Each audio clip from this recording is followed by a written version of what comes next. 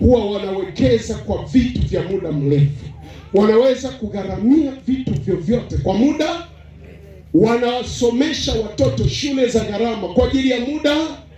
Sasa sisi tunashindwa kutambua kuwekeza vitu vya muda mrefu vya uzima wa milele. Na ndio nimekukumbusha leo, Mungu akusaidie, na kesho tu ni Jumapili. Ingekupendeza usibaki pale ulipo, uende kanisani, useme kumbe maisha yangu yanapita kama mvuke, kama upepo.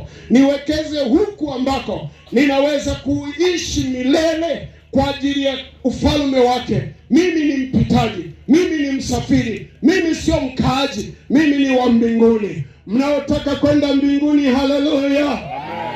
Mnaomthamini ufalme wa Mungu, haleluya.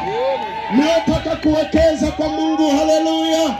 Hata ukiwa na pesa uwekeze kwa Mungu, haleluya. Hata ukiwa na muda uwekeze kwa Mungu, haleluya. Haleluya, haleluya. Kuna wengine wanasema niko busy kila wakati. Hapana, wekeza kwa Mungu, ni kitu cha thamani. Wewe ambao utatoa muda wako kwa ajili ya Bwana kuanzia leo, haleluya.